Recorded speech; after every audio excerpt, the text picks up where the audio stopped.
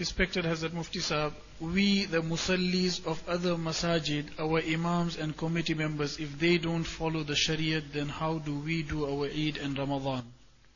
This question that the musallis of the different masjids encounter difficulties and hardships with the trustees and the management of the masjids is not only in one or two areas, it is probably a common problem in many parts of UK. And it is precisely for that reason that this gathering has been called up to teach and to educate the people of the correct concept of the moon sighting. And the solution to that problem is that these kind of gatherings should be held in more and more places, and there should be a greater awareness and an educational campaign to teach and educate the people. The trustees of a masjid, they have an amanat in their hands. It's a trust. A trustee got a trust in his hand. It is amanat. It is a responsibility. He has to ensure that the running of the masjid, the management of the masjid is conducted according to the Sharia.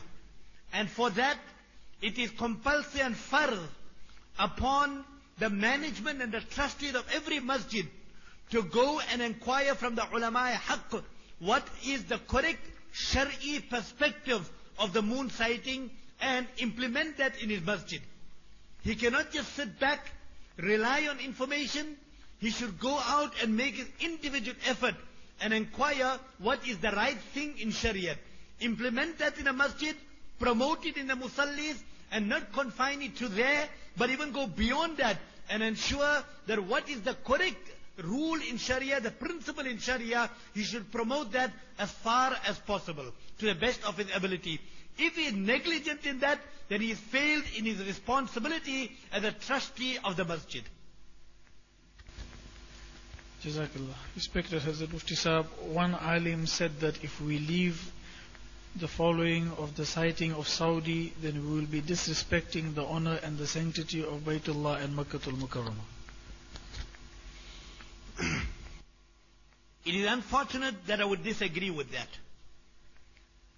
For sure, the respect of the Haramain Sharifain is an integral part of our deen. How can a person be a Muslim, true Muslim, respectable Muslim, if he does not have the respect of Makkah Mukarramah in his heart? How can a person be a true and honorable Muslim if he does not have the respect of Madinah Munawwara in his heart? How a person can be a true and honorable Muslim if he does not have respect for the different places of the Haramain Sharifain?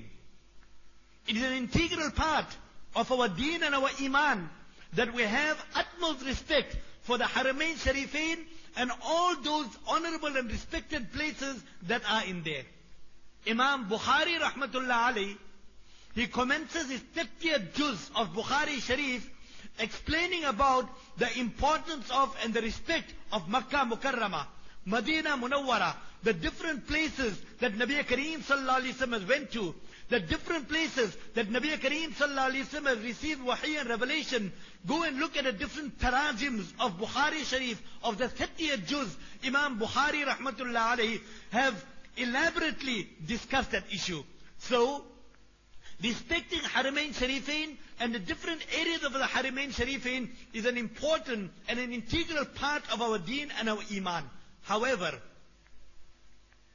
this does not mean that we should digress from the laws and the principles of the Sharia that are set down by none other than Nabi Kareem sallallahu alayhi wasallam. We would respect the Haramain Sharifain for the sake of Allah. We would respect the Haramain Sharifain for the respect of Nabi Kareem sallallahu alayhi wasallam.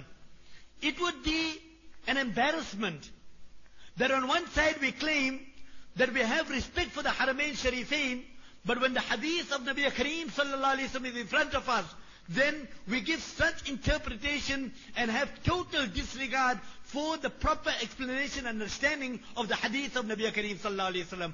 What type of respect is that?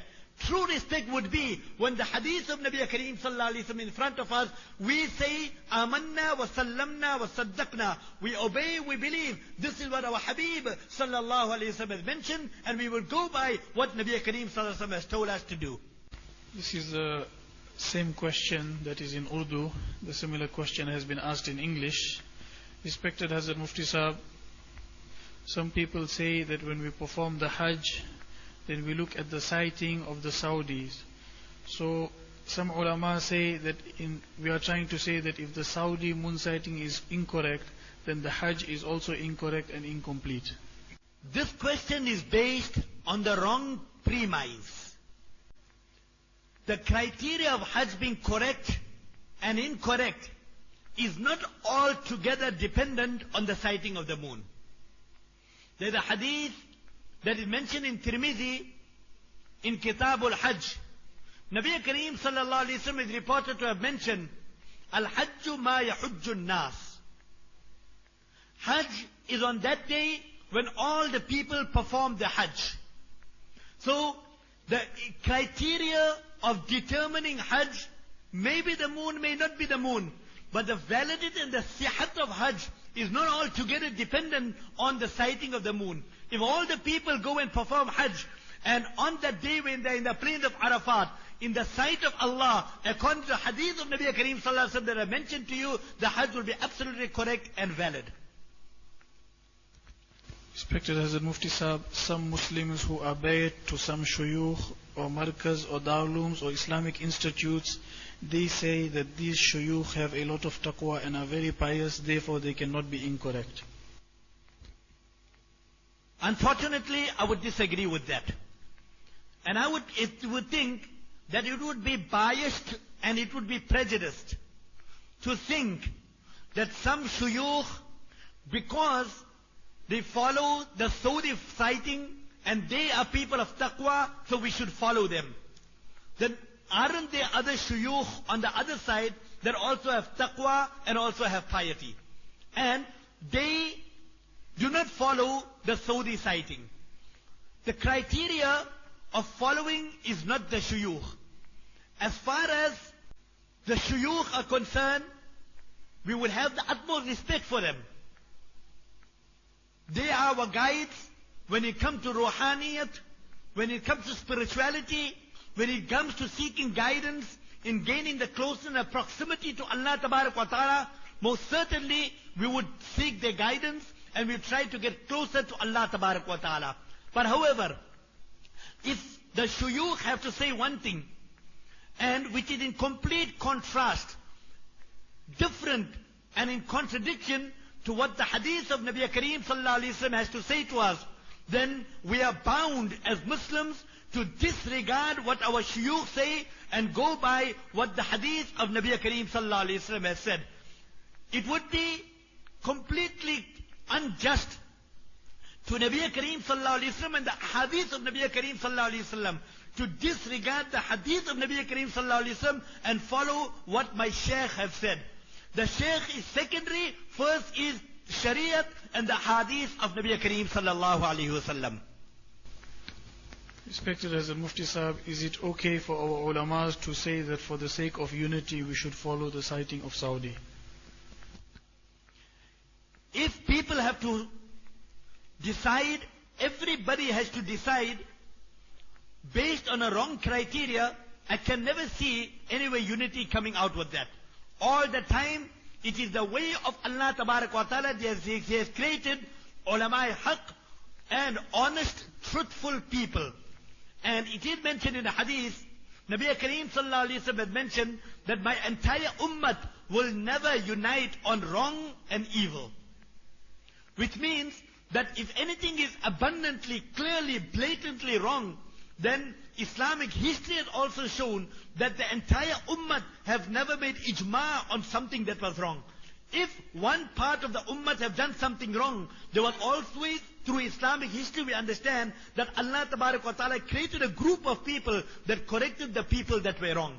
So, the criteria of unity is not following something wrong. The criteria of unity is following that which is correct and right in terms and in principles of the Sharia. MashaAllah, we thank Hazrat Mufti Sahab. Firstly, I would like to thank all the ulama for taking out their time and traveling far distances and coming here to enlighten us on this important issue. At the same time, I would thank Hazrat Mufti Sahab also for coming, accepting our invitation, coming all the way from South Africa and trying to solve the issues and the problems that we are facing here in our country. At the same time, respected friends, thank you people also for coming here.